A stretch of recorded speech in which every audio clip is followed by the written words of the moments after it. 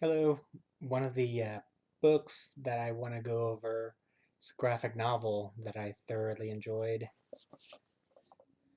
Dogs in Water by Anders Nilsen. It's from Drawn and Quarterly. Drawn and Quarterly, they put out a lot of independent comics.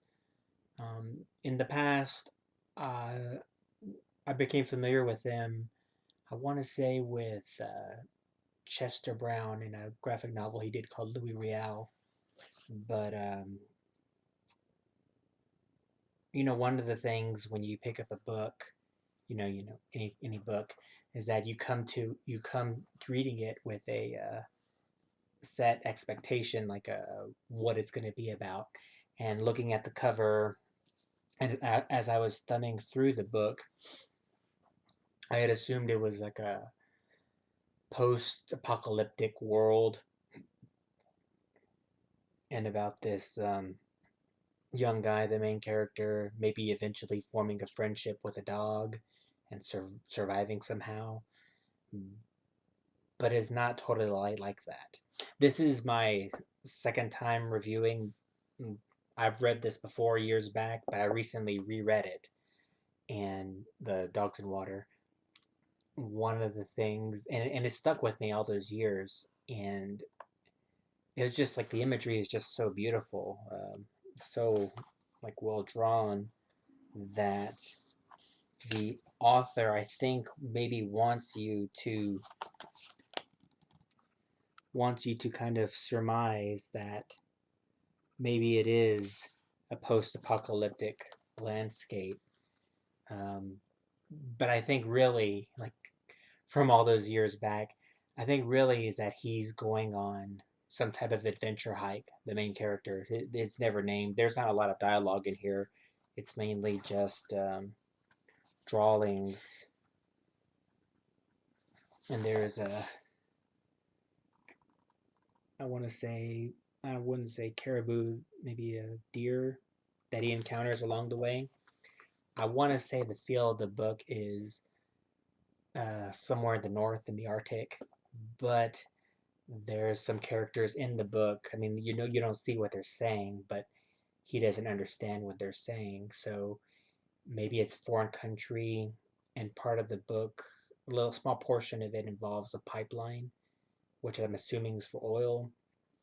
Um, but it's kind of like it has kind of the vibe of Castaway, the Tom Hanks movie where he talks to the ball Wilson. And the same type is that this character, who's unnamed, is talking to a teddy bear, and he argues with it, brutalizes it. But yeah, he's just going along, and it seems like on an adventure. Multiple times he's talking to the bear. I mean, that's who he talks to, and I don't know. That's what I took from it. That it's an adventure, like a outdoor type adventure, kind of like if you're doing maybe the Appalachian Trail or the Pacific Crest Trail, but in the Arctic. I mean, this is my take from it. But I always like the from the artwork. The It seemed to have like an otherworldly aspect to it.